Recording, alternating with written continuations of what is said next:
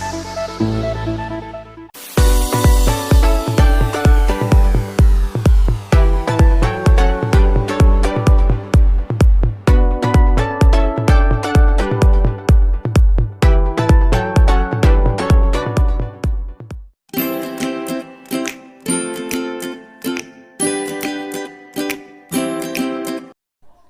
Students, मैं सुमित कुमार आप लोगों का स्वागत करता हूं अपने YouTube channel Ramanujan mathematics classes में। आज की इस वीडियो में आप लोग पढ़ने जा रहे हैं डिफरेंशिएशन ऑफ वेक्टर्स। ठीक है, तो डिफरेंशिएशन ऑफ वेक्टर्स के दो लेक्चर अभी तक आप लोग ने देख चुका है, दो वीडियो में, लेक्चर फर्स्ट और सेकेंड, जिसमें आप लोगों ने दो वेक्टर के प्रोडक्ट का डेरिवेटिव, थ्री वेक्टर के प्रोडक्ट का डेरिवेटिव पढ़ा था। ठीक है, आज के इस वीडियो में कुछ हम लोग थ्योरमों को प्रूव करेंगे जो एग्जाम के व्यू से बहुत इंपॉर्टेंट है। इस वीडियो में हम लोग 3 थ्योरम करेंगे, जिसमें सबसे पहला थ्योरम अब हम लोग देखने जा रहे हैं। ठीक है, तो सबसे पहला थ्योरम क्या है कि the necessary and sufficient condition for the vector function vector a जो of t to be constant is that dA by dt equals to 0। ठीक है, यानी कि कोई अगर हमारा वेक्टर a है, ठीक है, ऐसा वेक्टर t एक फंक्शन स्केलर वेरिएबल t का एक फंक्शन होता है वेक्टर a, लेकिन अगर ये वेक्टर हमारा कांस्टेंट रहता है तब इसका डेरिवेटिव है वो क्या हो जाएगा, हमारा 0 हो जाएगा, यानी कि वैनिश हो जाएगा। तो ऐसे बिना वेक्टर के लिए तो आप लोग जानते हैं कि a अगर हमारा वेक्टर नहीं है, ठीक है, कोई स्केलर है, यानी कि ये अगर हमारा कांस्टेंट रहता है उस समय तब इसका डेरिवेटिव तो 0 होता ही है। ठीक है, लेकिन अगर एक कांस्टेंट वेक्टर रहता है तभी भी उसका डेरिवेटिव 0 ही होगा, यही हमको शो करके दिखाना है। तो नेसेसरी एंड सफिशिएंट कंडीशन का मतलब क्या होता है कि नेसेसरी का मतलब यह है कि अगर वेक्टर हमारा कांस्टेंट है, कांस्टेंट वेक्टर दिया गया है तो इसका डेरिवेटिव 0 हो जाएगा, और सफिशिएंट का मतलब इसका जस्ट अपोजिट यानी कि इसका रिवर्स होता है। उसमें क्या होता है कि अगर किसी वेक्टर का डेरिवेटिव अगर 0 हो जाता है, इसका मतलब वो वेक्टर हमारा क्या कहलाएगा, कांस्टेंट वेक्टर कहलाएगा। ठीक है, तो अब हम लोग प्रूफ इसका करते हैं।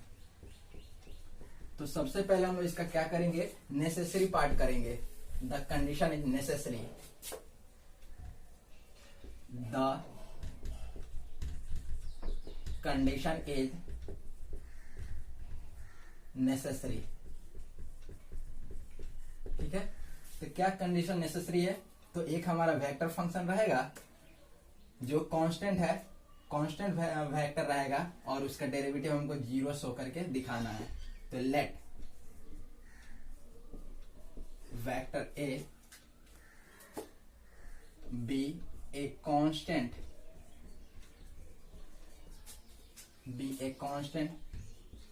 वेक्टर। ठीक है, तो अब देखिए ऐसे कोई अगर फंक्शन है जैसे एफ एक्स इक्वल टू हमारा एक्स स्क्वायर प्लस 2 है।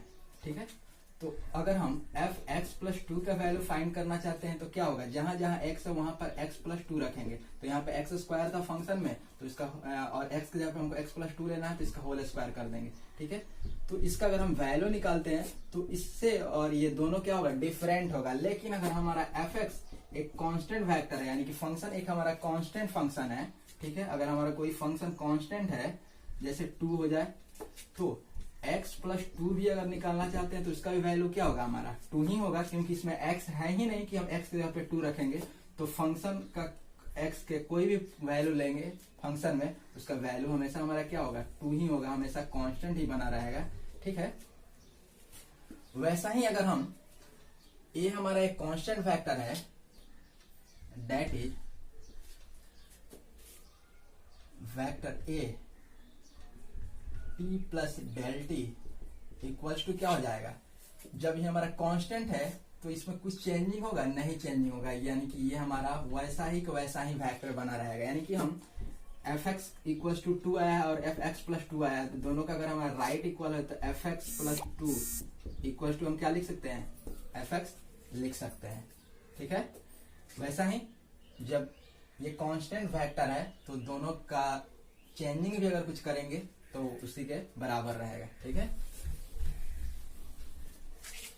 अब D vector a by d T, तो किसी फंक्शन के डेरिवेटिव का आप लोग डेफिनेशन जानते हैं कि limit delta t tends to 0 vector a t plus del t minus vector a t by del t. ठीक है, जैसे dy बाई डी एक्स अगर हम निकालते हैं और y इक्वल टू अगर हमारा एफ एक्स है, तो आप लोगों को मालूम है कि इसको हम लोग limit delta x tends to 0 लिखते हैं और f x plus delta x minus f x by क्या डेल्टा एक्स, ये हमारा dy बाई डी एक्स का डिफिनेशन होता था। ठीक है, उसी डिफिनेशन से ये हम लोग किए हैं dA बाई डी टी का। ठीक है, equals to limit delta t tends to 0 और इसको हम इक्वेशन फर्स्ट कर देते हैं। अब vector a t plus delta T का वैल्यू क्या हमारा वेक्टर ए ऑफ टी ही है और minus vector a of T, ये वैसा ही को वैसा ही रहने देंगे, डिवाइडेड बाई डेल्टा टी। तो सेम में से सेम जाएगा तो क्या हो जाएगा हमारा 0 हो जाएगा। Implies that dA by d t हमारा क्या हो गया 0 हो गया। तो ये हमारा नेसेसरी कंडीशन निकल गया।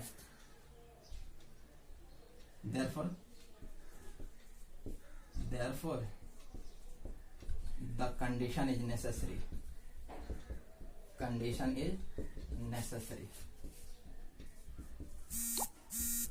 ठीक है, यानी कि ये कंडीशन क्या है नेसेसरी है। अब हम लोग सफिशिएंट कंडीशन को देखेंगे। ठीक है,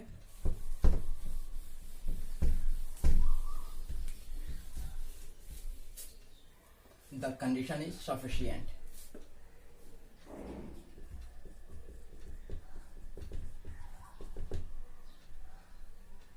तो देखिए सफिशिएंट कंडीशन में क्या होता है कि जस्ट इसका अपोजिट दिया हुआ रहेगा।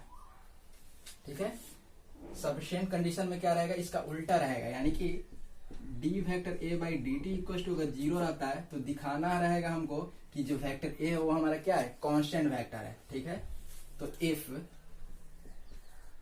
Vector d vector a by d t equals to 0, ये हमको दिया गया है। लेट हम लोग मान लेते हैं कि वेक्टर जो ए है वो एक कांस्टेंट वेक्टर नहीं है, एक स्केलर वेरिएबल टी का एक फंक्शन है। तो वेक्टर ए ऑफ टी यानी कि टी फंक्शन में एक टी वेरिएबल का एक फंक्शन वेक्टर ए है, तो इसके कंपोनेंट जो है वो भी स्केलर वेरिएबल टी का ही एक फंक्शन होगा। तो डी A1 टी ये vector i plus A2 T vector J A3 T vector के। ठीक है, ये हमारा हो गया। हाँ, इतना रहने देते हैं। अब इसका हम क्या करते हैं डेरिवेटिव निकालते हैं। तो डेरिवेटिव निकालेंगे यानी कि dA बाई डी टी। देखिए अब यहाँ पे हम चाहेंगे तो फंक्शन रख सकते हैं या फंक्शन को हटा भी सकते हैं। अगर ऐसे कर देंगे हम, यानी कि ए वेक्टर ए यानी कि जहां जहां टी है वहां बिना टी के भी लिख सकते हैं। अगले स्टेप में इसको कर देंगे, यहाँ पे अभी लिख लेते हैं तो हमको टी लिखने की जरूरत नहीं पड़ेगा अगर हम वैसे कर लेंगे तो। ठीक है, तो D vector D A2 by d t और ये टी का फंक्शन है और जे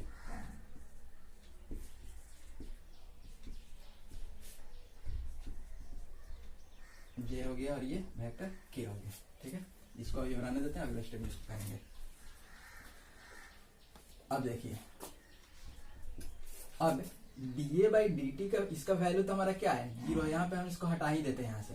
ठीक है, यहाँ से इसको क्या करते हैं हटा देते हैं और यहाँ पे इंडिकेट कर देते हैं कि कंफ्यूजन नहीं होगा कि vector a of t equals to क्या होगा वेक्टर ए। ठीक है, जहाँ वेक्टर ए लिखे यानी कि वहां पर हम वेक्टर ए ऑफ टी वहां पर रहेगा। तो dA बाई डी टी का वैल्यू तो हमारा 0 दिया गया है, यहाँ पे 0 रख देंगे।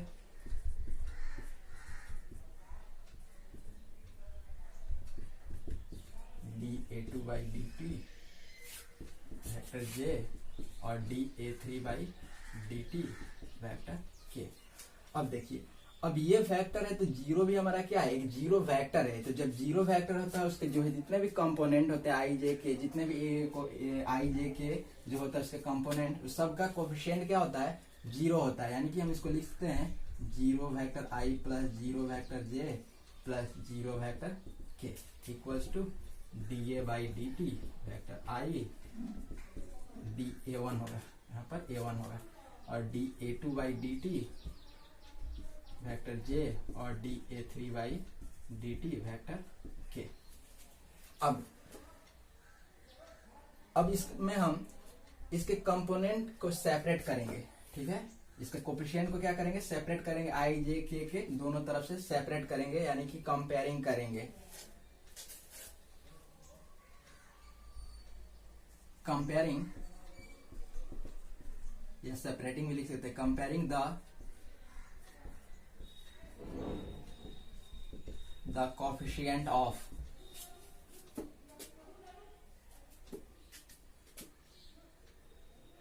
या comparing the coefficients we get. अब कंपेयरिंग करते हैं तो आई के कंपोनेंट कोफिशिएंट इधर d vector a by d t है, और इधर आई का क्या है, जीरो है।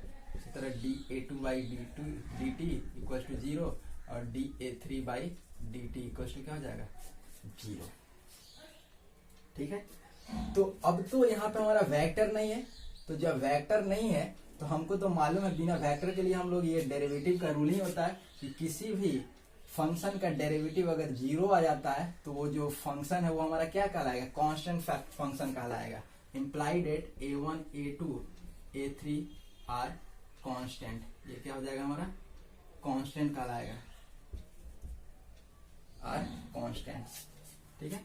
तो जब किसी वेक्टर के उसके तीनों कंपोनेंट यानी कि आई जे के अगर कोफिशिएंट अगर कांस्टेंट है तो जो वेक्टर है वो क्या कहलाएगा, कांस्टेंट वेक्टर कहलाएगा। Implies that vector a is a constant vector, is a constant vector, ठीक है। तो यही हमारा प्रूव करना था कि अगर D vector a by d T को अगर जीरो लेते हैं तो ये हमारा क्या हो जाएगा, कांस्टेंट वेक्टर होगा। हैंस द थ्योरम, इस तरह हमारा जो थ्योरम है वो क्या हो गया, प्रूव हो गया, हैंस द थ्योरम, ठीक है। अब हम लोग नेक्स्ट थ्योरम की ओर चलते हैं, ठीक है। तो इसका आप लोग स्क्रीनशॉट ले लीजिए, इसमें कहीं भी अगर दिक्कत हो तो आप लोग कमेंट करिए, उसका हम रिप्लाई जरूर देंगे, ठीक है।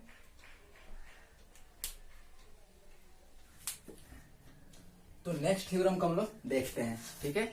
नेक्स्ट थ्योरम है so that the necessary and sufficient condition for the vector function vector a of t to have constant magnitude is vector a dot d vector a by dt equals to 0, ठीक है।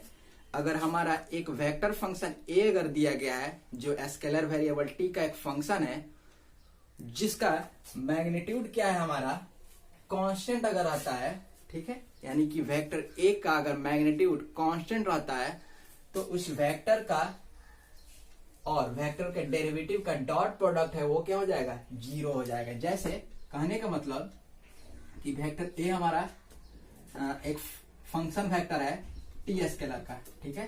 तो इसके बदले हम सिर्फ अगर vector A ही लिख देते हैं तो इस वेक्टर का और इसी वेक्टर का डेरिवेटिव का डॉट प्रोडक्ट जीरो हो जाता है। कब, जब उस वेक्टर का मैग्नीट्यूड यानी कि mod vector a equal to क्या, कांस्टेंट जब रहे तो, ठीक है। जब mod vector a equal to अगर हमारा कांस्टेंट रहे यानी कि उस वेक्टर का मैग्नीट्यूड निकालते हैं वो अगर हमारा कांस्टेंट आता है तब उसी वेक्टर के डेरिवेटिव के साथ उस वेक्टर का अगर हम डॉट प्रोडक्ट करते हैं तब हमारा क्या हो जाएगा, जीरो हो जाएगा, ठीक है। इस क्वेश्चन को दूसरे तरह से भी हमेशा पूछा जाता है एग्जाम में।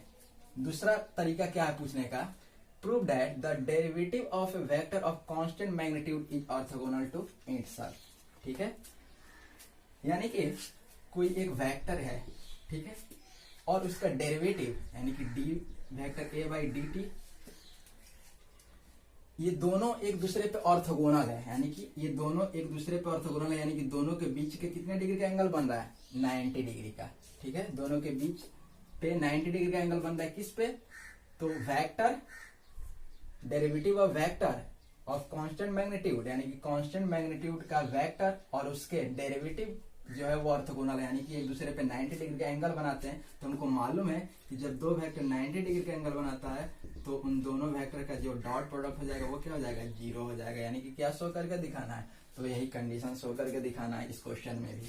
ठीक है, तो देखिए इसमें नेसेसरी एंड सफिशिएंट कंडीशन दिखाना है। जब नेसेसरी का मतलब क्या हुआ कि जब वेक्टर का जो मैग्नीट्यूड अगर कांस्टेंट देता है तो ये कंडीशन शो करके दिखाना है, और सफिशिएंट में इसका उल्टा, अगर ये कंडीशन दिया गया है कि वेक्टर और उसके डेरिवेटिव का डॉट प्रोडक्ट अगर हमारा 0 होता है तो जो वेक्टर का मैग्नीट्यूड है वो क्या होना चाहिए, कांस्टेंट है, वो दिखाना रहेगा। लेकिन ये जब क्वेश्चन आएगा तो सिर्फ आपको नेसेसरी पार्ट ही दिखाना है, यानी कि जब वेक्टर का मैग्नीट्यूड अगर हमारा कांस्टेंट दिया गया है तो वेक्टर और उसके डेरिवेटिव का डॉट प्रोडक्ट क्या करना है, 0 शो करके दिखाना है। ठीक है, तो इस क्वेश्चन को भी आप लोग नोट कर लीजिए, इसका स्क्रीनशॉट ले लीजिए, इसको हम लोग प्रूफ करेंगे। ठीक है,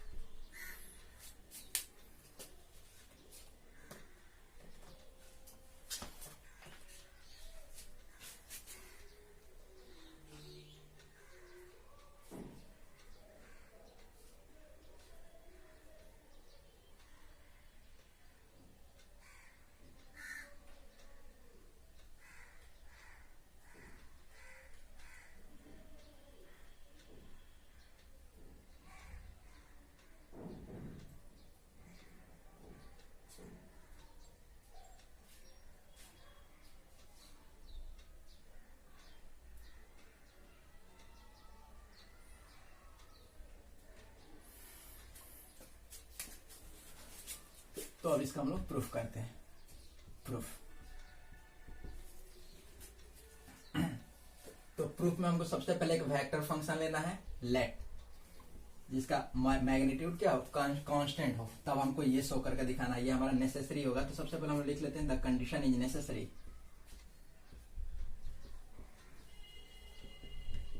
the condition is necessary let vector A B a vector function of scalar variable t. Scalar variable t का एक फंक्शन है वेक्टर ए। ठीक है, let vector mod vector a equals to vector mod vector a equals to क्या, constant.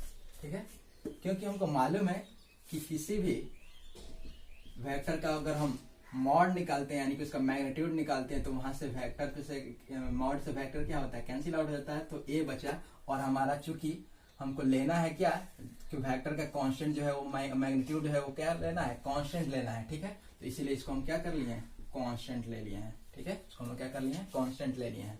तो इसीलिए mod vector a equals to constant, इतना हम लोग ले लिए हैं।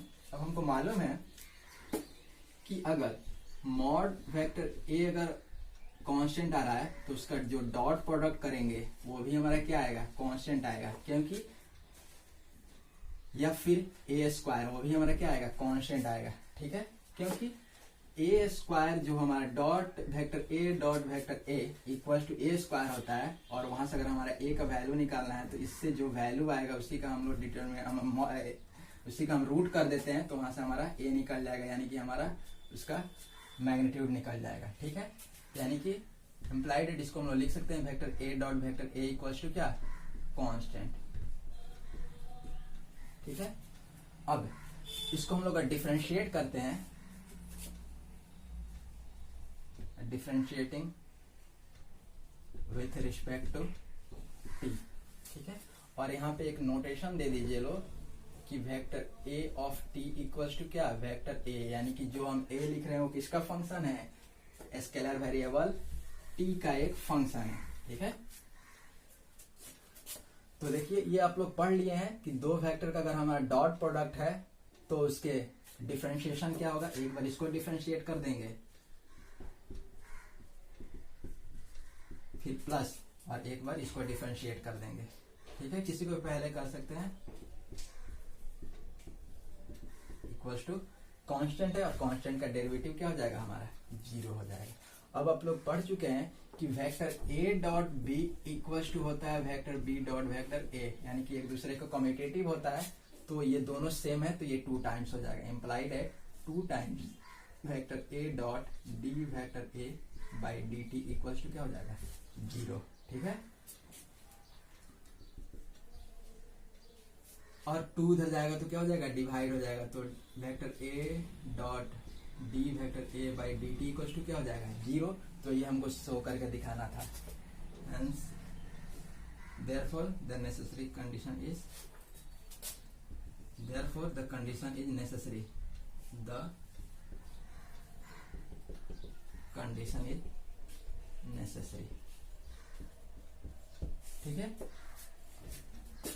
अब जो हम अथवा वाला और वाला जो हम क्वेश्चन एक दिए थे उसको भी प्रूफ करने के लिए इतना काम कर लेना होगा। ये आप लोग जो कंडीशन नेसेसरी है उसको नहीं लिखा जाएगा, डायरेक्ट यहां से बनाया जाएगा और इतना लिखने के बाद हम लोग लिखेंगे इम्प्लाइड एट, ठीक है।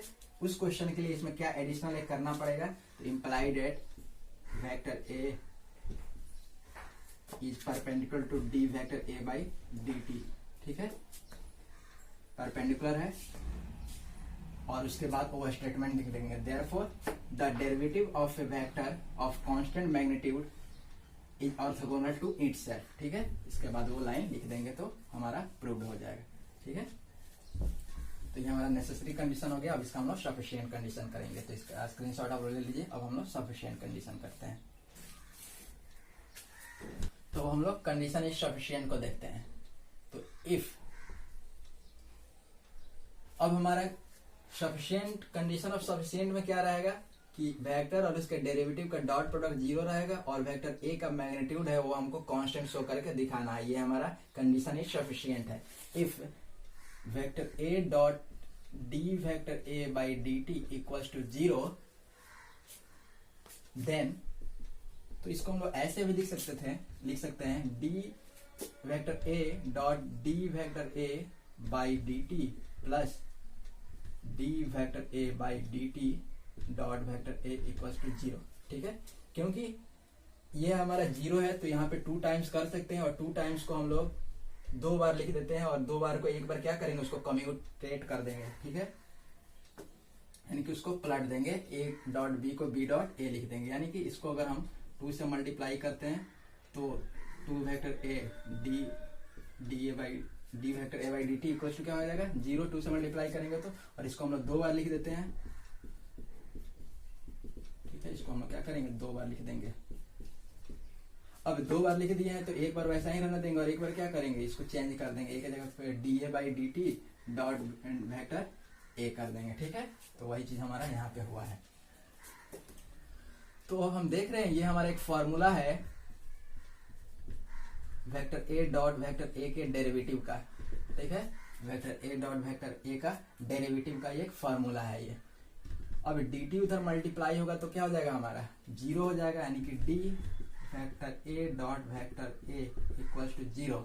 अब इंटीग्रेटिंग यहाँ पे कर देंगे, इंटीग्रेट करेंगे हम तो देखिए, तो इंटीग्रेट करेंगे तो dx का इंटीग्रेशन क्या होता है हमारा x होता है, ठीक है। x प्लस क्या हो जाएगा कांस्टेंट, ठीक है, x प्लस क्या हो जाएगा कांस्टेंट। तो यहाँ पे अगर हम इसको इंटीग्रेट करते हैं तो ये हमारा हो जाएगा वेक्टर ए, उसी तरह वेक्टर ए, और ये जो हमारा कांस्टेंट है ये इस साइड जाएगा तो भी हमारा कांस्टेंट ही रहेगा और निगेटिव कांस्टेंट हो जाएगा, यानी कि इसको हम लोग कुछ भी लेंगे तो कांस्टेंट ही रहेगा हमारा, निगेटिव हो या पॉजिटिव हो हमारा क्या होगा कांस्टेंट ही होगा। तो जैसे ही इसको हम लोग इंटीग्रेट करते हैं, अगर इधर हम 0 भी रखते हैं और तो हमारा क्या हो जाएगा वैल्यू इधर माइनस ही आएगा, तो यहाँ से हमारा क्या हो जाएगा वेक्टर ए यानी कि डी ऑफ डी एक्स का जो इंटीग्रेट करते हैं तो एक्स होता है तो ये बच जाएगा और कांस्टेंट होगा इसके, और ये हमारा जो कांस्टेंट होगा इस साइड आएगा तो निगेटिव रहेगा तो भी हमारा कांस्टेंट ही कहलाएगा, ठीक है। यानी कि vector a dot vector a is constant और डॉट प्रोडक्ट जब करते हैं सेम का तो ये वेक्टर हट जाएगा और ए स्क्वायर इक्वल टू क्या हो जाएगा कांस्टेंट। कांस्टेंट का मतलब जो भी हमारा कांस्टेंट आए चाहे वो पॉजिटिव हो या निगेटिव हो कोई वैल्यू। और अभी हम बताएं कि जो ए स्क्वायर का जो वैल्यू होता है वही अगर हमारा स्क्वायर उधर चला जाएगा तो स्क्वायर रूट होगा, वही हमारा मैग्नीट्यूड हो जाएगा, यानी कि वेक्टर ए इक्वल्स टू ये भी क्या हो जाएगा हमारा, उसका मॉड, वेक्टर ए का मॉड भी क्या हो जाएगा हमारा, कांस्टेंट हो जाएगा। ठीक है, and that is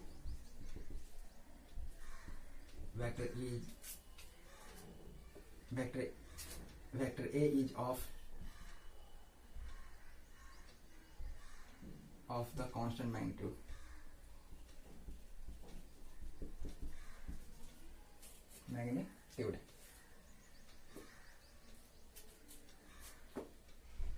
Vector A is of constant magnitude.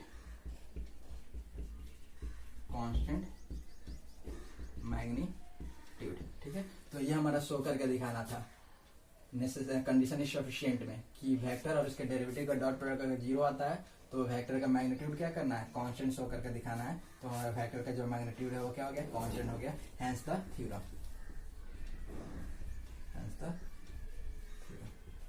ठीक है, तो एक थ्योरम और हम लोग का बचा, वो हम लोग पूरा कर लेते हैं इसके बाद।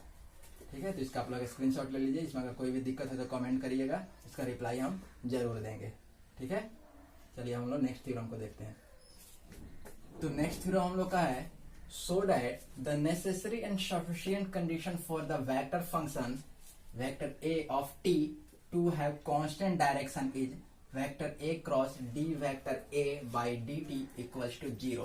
ठीक है, तो लास्ट थ्योरम और इस थ्योरम में ज्यादा का अंतर नहीं है, बस यहाँ पे उसमें क्या था, मैग्नीट्यूड था, यानी कि फंक्शन जो वेक्टर फंक्शन था उसका मैग्नीट्यूड कांस्टेंट था, और इसमें क्या दिया गया है, डायरेक्शन कांस्टेंट दिया गया है। तो जब मैग्नीट्यूड कांस्टेंट रहेगा तो उसके वेक्टर और उसके डेरिवेटिव का डॉट प्रोडक्ट 0 होगा, और अगर डायरेक्शन अगर हमारा कांस्टेंट रहेगा तो उस वेक्टर और उसके डेरिवेटिव का क्रॉस प्रोडक्ट क्या हो जाएगा, 0 हो जाएगा। ठीक है, तो दोनों में बस यही डिफरेंट है कि जब हमारा मैग्नीट्यूड अगर कांस्टेंट आता है तो डेरिवेटिव और वेक्टर का डॉट प्रोडक्ट 0 हो जाएगा, और जब डायरेक्शन कांस्टेंट रहता है तब हमारा वेक्टर और उसके डेरिवेटिव का क्रॉस प्रोडक्ट क्या हो जाएगा, 0 हो जाएगा। ठीक है, तो इसका अब हम लोग प्रूफ देखते हैं। प्रूफ तो देखिए, इसमें नेसेसरी एंड सफिशिएंट को लिखने से पहले हम लोग क्या करेंगे, कंडीशन नेसेसरी लिखने से पहले सबसे पहले एक हम लोग आइडेंटिटी यूज करेंगे, और वो आइडेंटिटी हम लोग को दोनों में यूज आएगा, इसीलिए हम पहले द कंडीशन इज नेसेसरी नहीं करते हैं, पहले उस आइडेंटिटी को हम लोग फाइंड कर लेते हैं, फिर बाद में हम लोग नेसेसरी कंडीशन और सफिशिएंट कंडीशन को बारी बारी से प्रूफ करेंगे। ठीक है, तो सबसे पहले हमारा एक फंक्शन वेक्टर फंक्शन दिया गया है, let vector A B a vector function be a vector function of a scalar variable p। ठीक है, let a cap be a unit vector in the direction of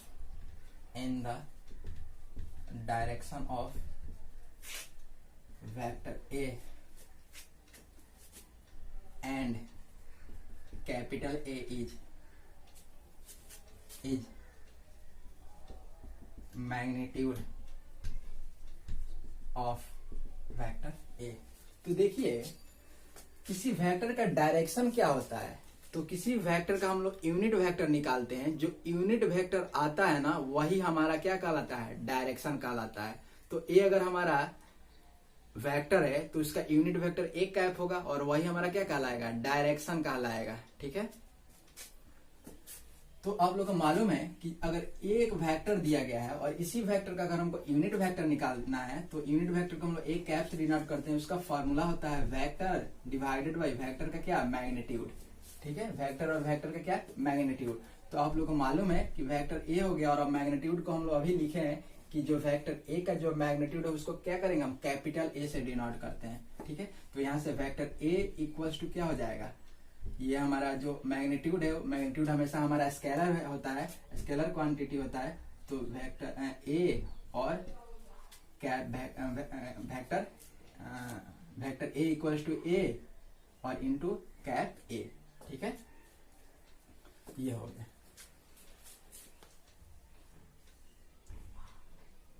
therefore vector a equals to a cap. ठीक है, और इसको हम लोग क्या करते हैं, इक्वेशन फर्स्ट कर देते हैं। ठीक है, ये हम क्या हो गया, इक्वेशन फर्स्ट हो गया। ठीक है, तो फिर से देख लीजिए, एक हमारा ए जो है वो एक वेक्टर फंक्शन है स्केलर वेरिएबल टी में। ए कैप को हम लोग एक यूनिट वेक्टर मान लिए हैं, जो हमारा वेक्टर ए का क्या है, डायरेक्शन है, और उसी वेक्टर ए का जो हम मैग्नीट्यूड है उसको कैपिटल ए ले लिए हैं। ठीक है, तो वहां से हमारा ये आएगा, इस आइडेंटिटी से हम लोग ये लिख लिए हैं। अब इसको हम लोग डिफरेंशिएट कर देते हैं। इसको क्या करते हैं हम लोग, डिफरेंशिएट कर देते हैं।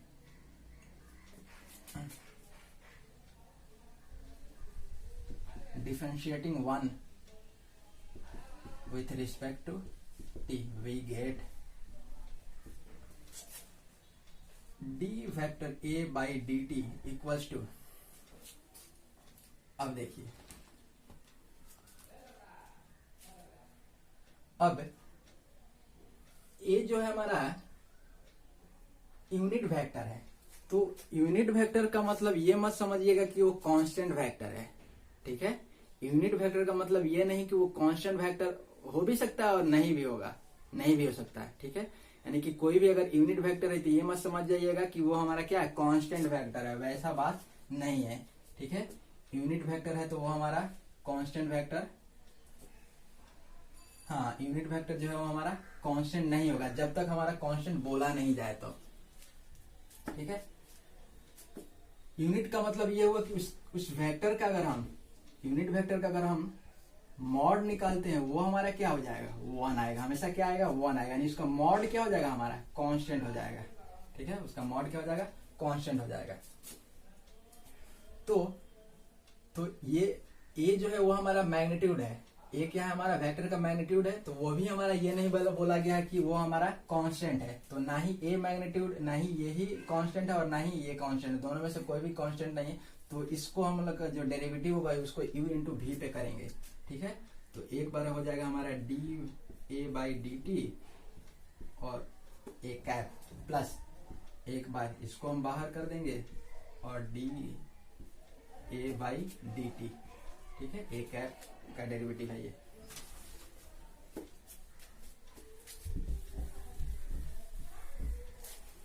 ठीक है, अब taking cross product by vector a we get. ठीक है, अब इसमें हम लोग क्या करते हैं, क्रॉस प्रोडक्ट ले लेते हैं, वेक्टर ए का क्रॉस प्रोडक्ट ले लेते हैं दोनों तरफ। तो वेक्टर ए से इसमें भी क्रॉस प्रोडक्ट लेना है और इसमें भी वेक्टर ए का क्या करना है, क्रॉस प्रोडक्ट लेना है। ठीक है, the vector a cross d vector a by d t equals to vector a. अब देखिए, वेक्टर इसके साथ भी वेक्टर ए का क्रॉस प्रोडक्ट लेना है, तो वेक्टर ए के बदले हम लोग क्या लिखेंगे, ये चीज लिख देते हैं, कैपिटल ए और ए कैप। ठीक है, इसका क्रॉस प्रोडक्ट लेना है, यानी कि वेक्टर ए तो लेना था और उसके बदले हम लोग ये चीज लिख दिए हैं। तो वेक्टर ए का क्रॉस प्रोडक्ट ना लेकर इधर क्या लेते हैं, जो वेक्टर ए के इक्वल जो है उसके साथ हम लोग क्रॉस प्रोडक्ट इसमें करते हैं। और इस साइड हमारा है क्या, D a by d T A cap plus A d a cap by d t. ठीक है, अब देखिए, अब यहाँ पे क्रॉस प्रोडक्ट है तो ये मेरा स्केलर है और ये भी मेरा क्या है, स्केलर है। तो ए d a by d T मेरा स्केलर है, बाहर हो जाएगा, और vector a cap cross a cap. ठीक है, प्लस और इसके साथ करेंगे तो ये और ये सब स्केलर है, ए और ए मिलकर ए स्क्वायर, और सिर्फ इतना ही स्केलर है, ये और ये स्केलर हो गया, और इन दोनों का क्या करेंगे, हम क्रॉस प्रोडक्ट कर देंगे। तो vector a cap A cross D cap a by d t. ठीक है, अब हम लोग को मालूम है कि सेम वेक्टर का जब हम लोग क्रॉस प्रोडक्ट करते हैं तो इसका वैल्यू क्या होता है, 0। तो ये पूरा ये क्या हो जाएगा, हमारा 0 हो जाएगा। तो हमारा सिर्फ बचा क्या, इतना बचा, यानी कि implies that vector a cross d vector a by d t equals to capital a square a cap cross d a cap by d t. ठीक है, ये इक्वेशन हमारा क्या हो जाएगा, सेकेंड हो जाएगा। ठीक है, यहाँ पे हम लोग लिख सकते हैं since a cap cross a cap equals to 0, इसीलिए ये टर्म क्या हो गया, कैंसिल आउट हो गया, सिर्फ दिस इक्वल्स टू दिस। ठीक है, अब हम लोग कंडीशन इज नेसेसरी कंडीशन अब हम लोग लेकर चलेंगे। तो इसका आप लोग स्क्रीनशॉट ले लीजिए।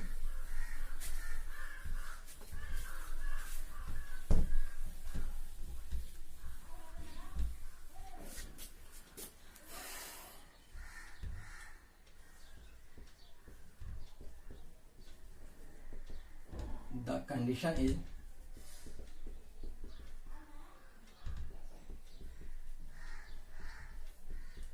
necessary। अब हमारा नेसेसरी कंडीशन सबसे क्या दिया हुआ है कि जो वेक्टर का जो डायरेक्शन है वो क्या है, कांस्टेंट है। ठीक है, इफ या लेट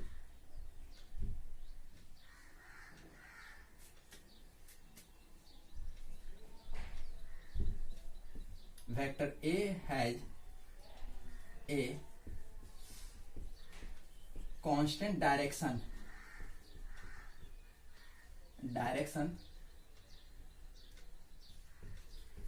ठीक है, तो जब वेक्टर A के पास कांस्टेंट डायरेक्शन है तो वेक्टर A का हमारा डायरेक्शन क्या है, A कैप, यानी कि A कैप क्या हो जाएगा, हमारा कांस्टेंट हो जाएगा। Therefore A cap is a constant। ठीक है, is a constant vector। A cap is a constant vector। ठीक है, यानी कि A cap भी हमारा क्या है, एक वेक्टर है ही, लेकिन वो क्या हो जाएगा, कांस्टेंट हो जाएगा। अब हम लोग आज के सबसे पहला थ्योरम प्रूव किए हैं कि अगर कोई कांस्टेंट, कोई भी अगर कांस्टेंट वेक्टर तो उसका डेरिवेटिव क्या हो जाएगा, 0। कॉन्सेक्वेंटली तो ए कैप जो हमारा कांस्टेंट वेक्टर हो गया तो इसका डेरिवेटिव क्या हो जाएगा, हमारा 0 हो जाएगा। ठीक है, इसका डेरिवेटिव क्या हो जाएगा, 0 हो जाएगा। फ्रॉम इक्वेशन सेकेंड, और इक्वेशन सेकेंड से हम देख रहे हैं कि इक्वेशन सेकेंड में है vector a cross d vector a by d t equals to a square और ए कैप क्रॉस और d a cap by d t, और इसका वैल्यू अगर हम 0 रखेंगे तो ये टोटल वैल्यू क्या हो जाएगा, हमारा 0 हो जाएगा। इसके बदले हम लोग क्या रखेंगे, 0 रखेंगे तो ये हमारा टोटल 0 हो गया। तो vector a cross d vector a by d t equals to क्या हो जाएगा, 0। तो ये हमारा नेसेसरी कंडीशन हो गया। Therefore the condition is necessary। ठीक है, यानी कंडीशन जो है वो नेसेसरी है। Therefore the condition is necessary। Condition is necessary. ठीक है, ये हमारा कंडीशन क्या हो गया, नेसेसरी हो गया। ठीक है, अब हम लोग इसका सफिशिएंट पार्ट करेंगे, तो इसका स्क्रीनशॉट आप ले लीजिए। अब हम लोग सफिशिएंट पार्ट करेंगे।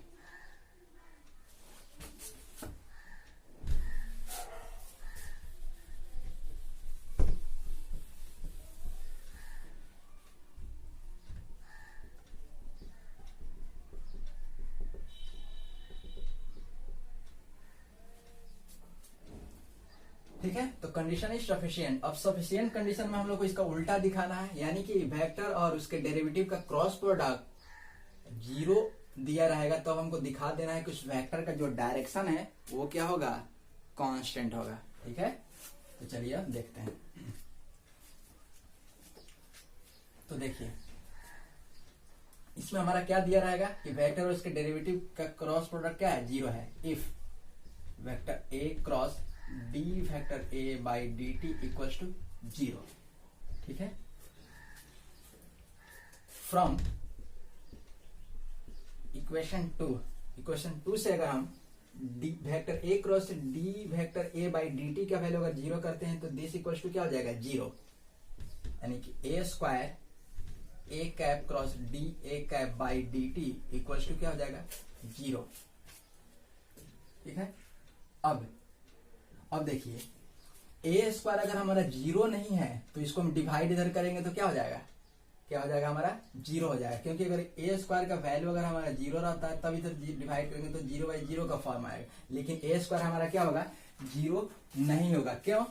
क्योंकि ए हमारा क्या है, वो हमारा मैग्नीट्यूड है वेक्टर का। ठीक है। और अगर नॉन जीरो वेक्टर है, ए अगर नॉन जीरो वेक्टर है तो किसी भी नॉन जीरो वेक्टर का जो हमारा मैग्नीट्यूड होता है, if vector a is non zero vector, तब वेक्टर ए का जो मॉड होगा वो कभी हमारा 0 के इक्वल नहीं होगा। ठीक है। We can assume without any loss of generality a square not equals to 0। ठीक है। यानी कि मैथमेटिक्स के जितना भी टर्म और कंडीशन होता है उसका बिना किसी हानि के, बिना किसी लॉस के हम लोग ए स्क्वायर नॉट इक्वल्स टू 0 लिख सकते हैं। यानी कि ए स्क्वायर जो वो हमारा 0 नहीं होगा। ठीक है। क्योंकि वेक्टर ए जो है वो हमारा नॉन जीरो वेक्टर है तो इसका मैग्नीट्यूड कभी भी 0 नहीं होगा, इसीलिए हम ये चीज लिख सकते हैं। इससे मैथ का जो जनरलिटी होता है वो कभी लॉस नहीं होगा। ठीक है। तो जब उधर नॉन जीरो हम डिवाइड करेंगे तो 0 हो जाएगा, यानी कि vector a cap cross d a cap by d t equal to क्या हो जाएगा, 0। इसको हम इक्वेशन 3 कर देते हैं। सिंस अब देखिए, अब ए कैप जो था वो हमारा क्या था, यूनिट वेक्टर था।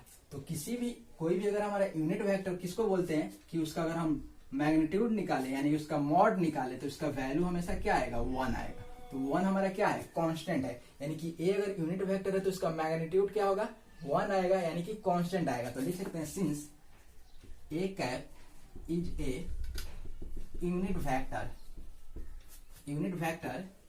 देयरफॉर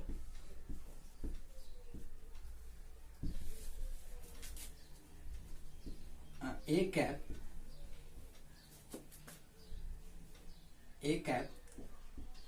हैज कांस्टेंट मैग्नीट्यूड, या A cap has constant magnitude.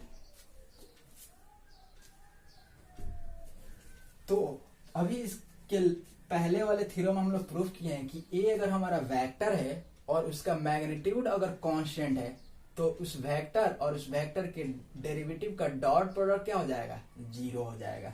तो ए कैप हमारा यूनिट वेक्टर है जिसके कारण उसका मैग्नीट्यूड क्या हो जाएगा, कांस्टेंट हो जाएगा। तो ए कैप और उसी के डेरिवेटिव का डॉट प्रोडक्ट अगर हम करेंगे तो क्या हो जाएगा, 0 हो जाएगा। तो ये इक्वेशन हमारा क्या हो गया, 4 हो गया। ठीक है। तो एक चीज आप समझ लीजिए, vector a dot vector b equal to 0 है। इसका मतलब कि वेक्टर ए जो है वो परपेंडिकुलर है वेक्टर बी पर, और vector a cross vector b equal to 0 है। इसका मतलब जो वेक्टर ए है वो हमारा पैरेलल है वेक्टर बी के। तो एक ही मैथ में एक ही जगह दो वेक्टर एक बार परपेंडिकुलर और एक बार पैरेलल कभी हो सकता है, कभी भी नहीं हो सकता है। ठीक है। यानी कि ये जो 0 होगा वो इस कंडीशन के कारण कभी नहीं 0 होगा, और ये 0 हो रहा है यानी कि इस कंडीशन का नहीं हो रहा है। क्योंकि दोनों हमारे 0 हो रहा है, तो दोनों हो रहा है तो दोनों कंडीशन तो हम लोग ले नहीं सकते हैं। अगर सिर्फ ये 0 रहता तो हम ले लेते हैं, लेकिन एक ही मैथ में दो वेक्टर का एक बार डॉट प्रोडक्ट 0 हो जा रहा है और एक बार दो वेक्टर का क्रॉस प्रोडक्ट 0 हो जा रहा है। इसका मतलब ना ही वो वेक्टर परपेंडिकुलर है एक दूसरे पर और ना ही एक दूसरे पे पैरेलल है। यानी कि जब पैरेलल और परपेंडिकुलर नहीं है तो किस कारण से वो 0 हो रहा है, तो फिक्स है कि या तो ए या तो बी, दोनों में से कोई एक हमारा 0 वेक्टर है। दोनों में से क्या है, कोई एक 0 वेक्टर है। क्योंकि ए और बी में से अगर कोई एक 0 है तो उसका डॉट प्रोडक्ट भी 0 हो जाएगा और उसका क्रॉस प्रोडक्ट भी क्या हो जाएगा, 0 हो जाएगा। तो अब देखिए, अब इसमें से हम इन दोनों में से किसको हम लोग 0 लेंगे, तो पहले ही हम लोग लिए हैं ए जो है वो हमारा एक नॉन जीरो वेक्टर है, एक फंक्शन है, वेक्टर फंक्शन है। यानी कि इसको हम कभी 0 नहीं ले सकते हैं। यानी कि हमारा 0 क्या होगा, ये होगा। ठीक है। यानी कि ए कैप का जो डेरिवेटिव है वही क्या होगा, 0 होगा। तो लिखेंगे फ्रॉम इक्वेशन 3 and 4, इक्वेशन 3 और 4 से, यानी कि दो वेक्टर का क्रॉस प्रोडक्ट भी जीरो हो जा रहा है, डेरिवेटिव भी जीरो है। इसका मतलब ना ही परपेंडिकुलर ना ही हमारा पैरेलल है। तो यानी कि दोनों में से कोई एक जीरो है या तो दोनों जीरो है, ठीक है, या तो एक जीरो है या तो दोनों जीरो है। तो ए वेक्टर ए कैप जो है वो हमारा तो जीरो नहीं है, क्योंकि वो हम यूनिट वेक्टर लिए हैं। तो ये हमारा क्या हो जाएगा, जीरो हो जाएगा। यानी कि d vector a cap a by d t equals to zero.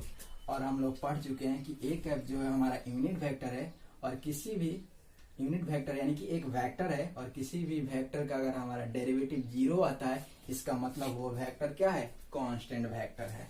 Implied that A cap is a constant vector, ठीक है।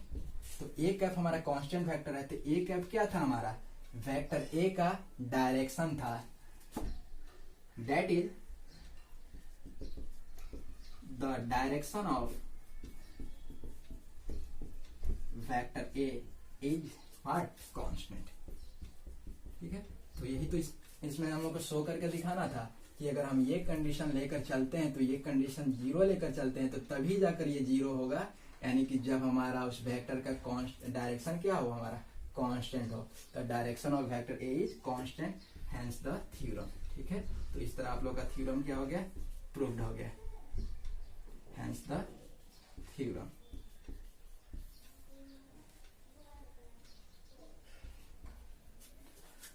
ठीक है। तो आज 3 थ्योरम हम लोग किए हैं। ये तीनों थ्योरम बहुत इंपॉर्टेंट है, हर एक ईयर इसमें से एक क्वेश्चन जरूर आता है। तो इस थ्योरम में आप लोगों को कहीं भी अगर दिक्कत है तीनों थ्योरम में से कहीं भी, तो आप लोग कमेंट करिए, उसका रिप्लाई हम जरूर देंगे। अगर ये वीडियो आप लोग को अच्छी लगी तो वीडियो को लाइक कर दीजिए, और वीडियो को अपने दोस्तों के साथ शेयर भी कर लीजिए। और अगर चैनल को सब्सक्राइब नहीं किया है तो चैनल को सब्सक्राइब करके बेल आइकन दबा दीजिए, ताकि जो भी मैं लेटेस्ट वीडियो अपलोड करूँ उसका नोटिफिकेशन आप लोग को तुरंत मिल जाए, ठीक है। तो थैंक यू फॉर वॉचिंग।